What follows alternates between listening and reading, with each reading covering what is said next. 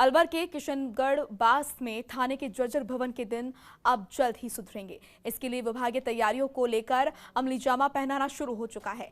बताया जा रहा है कि थाना भवन को बनाने में पहले कई बाधाएं आ रही थी, लेकिन अब इन बाधाओं पर विराम लगने की तैयारी चल रही है। थाना भवन के लिए वैकल्पिक व्यवस्था के तौर पर खुराना गार्डन में व्यवस्था करने की बात चल रही है।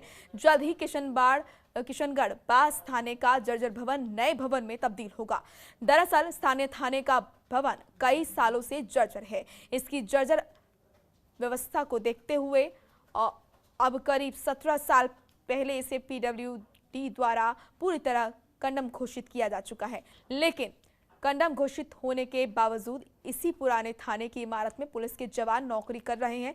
जर्जर थाने की इमारत में रहना पुलिस कर्मियों की मजबूरी है, क्योंकि इसमें पीडब्ल्यूडी और पुलिस विभाग द्वारा लगातार लापरवाही बरती जा रही है। वहीं अब कस्बे में थाने के नवनिर्माण की बजट राशि स्वीकृत होकर पीडब्ल्यूडी के खाते में आ चुकी है। बताया जा रहा है कि करीब 2 करोड़ 50 लाख रुपए की अनुमानित राशि पीडब्ल्यूडी के खाते में आई हुई है। वहीं थाने की पैमाइश और तकमीना तैयारी हो जाने के बाद भी अभी तक निर्माण कार्य नहीं हो सका है।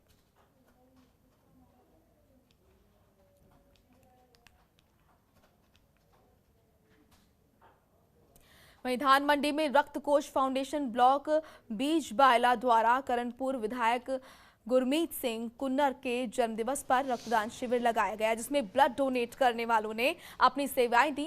व्यापार मंडल अध्यक्ष राकेश अरोड़ा ने बताया कि 32 यूनिट संग्रह किया गया। इस रक्तदान शिविर में रूबी कुन्नर समेत राजाराम मोर लोगों ने भाग लिया। और आपको बता दें कि सभी रक्तदानियों को स्वस्तिक ब्लड बैंक समिति गंगानगर की ओर से अभिनंदन पत्र देकर सम्मानित किया गया।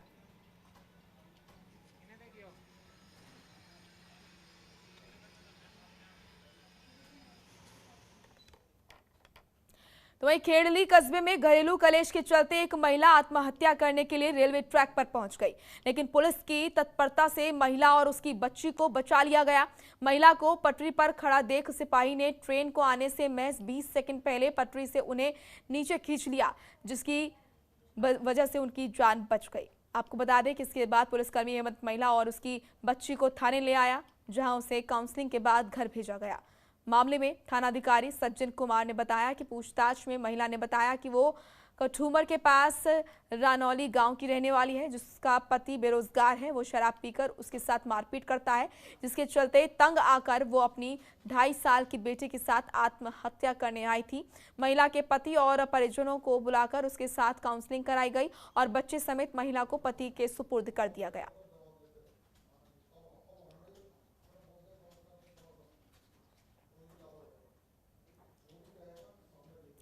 तो वहीं सदर थाना में विवाहिता की मौत को लेकर पीबीएम की मोर्चरी के बाहर हंगामा हो गया। इस मामले में पीहर पक्ष ने विवाहिता की मौत के बाद देरी से सूचना देने पर आक्रोश जताते हुए मोर्चरी में प्रदर्शन किया। वहीं पुलिस भी मौके पर पहुंच गई। पीहर पक्ष के लोगों का कहना है कि ससुराल वाले उनकी बेटी करिश्मा राजपुरोहित को लगातार तंग करते थे, जिस वजह से उसने जहर खा लिया, जिसके बाद ससुराल वालों ने हमें बिना सूचना दिए उसे पीबीएम अस्पताल लाकर उपचार करवाया और छुट्टी दिलवाकर घर ले गए। ऐसे में फिर से तबीयत खराब होने पर इलाज के लिए पीबीएम अस्पताल लाया गया, जहां उसकी मौत हो गई। पीआर पक्ष का आरोप है कि इस बारे में हमें देरी से सूचना दी गई। मौके पर मौजूद कांग्रेस के प्रदेश सचिव गजेंद्र सिंह खांकला यहाँ पर इन्होंने बताया कि जब तक आरोपियों की गिरफ्तारी और मृतका के पुत्र को नहीं दिया जाएगा, जब तक वो शव को नहीं लेंगे। इस पर पुलिस ने ससुराल पक्ष के लोगों को मौके पर बुलाया और उनसे बातचीत भी की गई।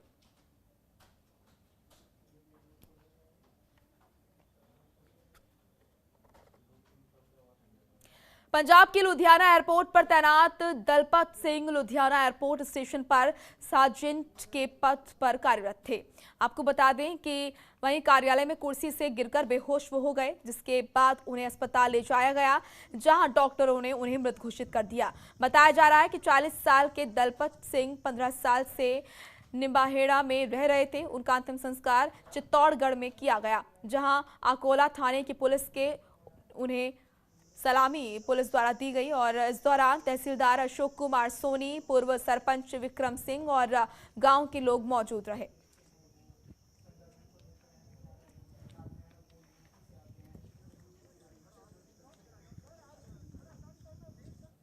वहीं बानसूर के हमीरपुर गांव में खेत जाते समय छेड़छाड़ करने पर युवतियों ने ही कुछ युवकों को दौड़ा दौड़ा कर पीटा। मामले में एक युवती ने बानसूर थाने में रिपोर्ट भी दर्ज कराई है। पुलिस ने मामला दर्ज कर एक युवक को हिरासत में लिया। बताया जा रहा है कि शाम को हमीरपुर गांव की सुमन समेत 3-4 युवती खेत में जा रही थी। रास्ते में उसी गांव के कुछ युवकों ने उनके साथ गलत हरकत करने की कोशिश की। रोजाना की छेड़छाड़ से तंग आकर युवतियों ने हाथों में पत्थर लेकर उन पर हमला कर दिया। उनमें से एक युवक ने युवतियों के साथ भी मारपीट की। इस मारपीट का वीडियो भी बनाया गया। दरअसल आए दिन फप्तियां कसने से परेशान युवतियों ने युवकों का विरोध किया। इसके बाद युवक ने मारपीट करना शुरू कर दिया। बाद में युवतियों ने पत्थर फेंकना शुरू कर दिया। बीच बचाव करने एक युवक भी आया, उसके साथ भी मारपीट की गई तो फिर मनचलों को दौड़ा दौड़ा कर पीटा गया। इसके बाद वो युवक मौके से भाग गए।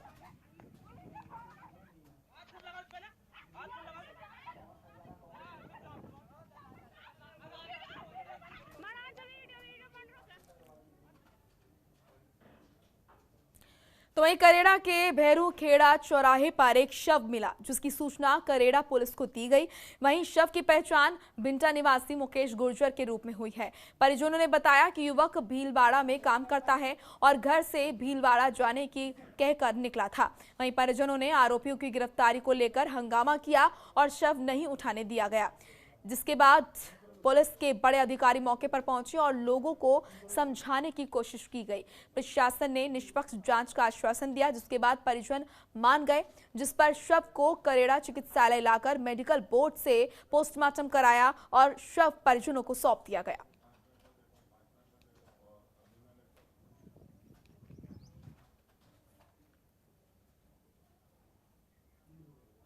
चलिए अब खबर डूंगरपुर से, जहां पर डूंगरपुर शहर के चमनपुरा मोहल्ले में एक ट्रांसफार्मर में अचानक आग लग गई।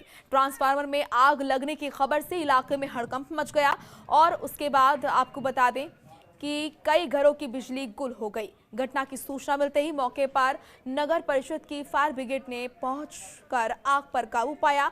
ट्रांसफार्मर में लगी आग की लपटें, निकलने वाला धुआं और साथ ही साथ ये मंजर काफी खौफनाक था। साथ ही आपको बता दें कि ट्रांसफार्मर के आसपास रहने वाले लोग अपने घरों को छोड़कर सुरक्षित स्थान पर भागने लगे। मौके पर फायर ब्रिगेड की टीम ने पहुंचकर आग पर काबू पाया।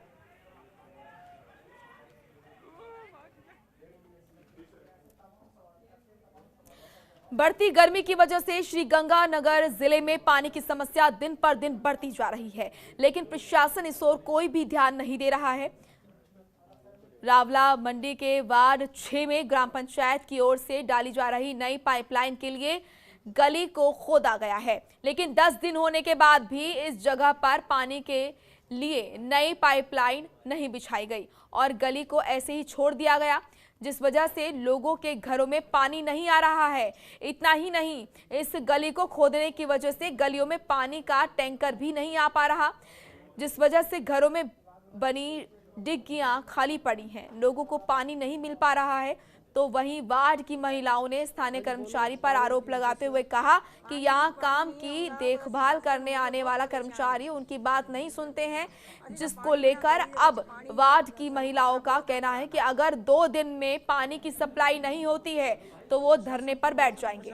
बताओ क्या समस्या है? समस्या सर जी हमारी इतनी समस्या है कि इस गली के अंदर जो पाइप थी वो पाइप कहीं से लीकेजिंग होगी। लीकेजिंग होने के बाद में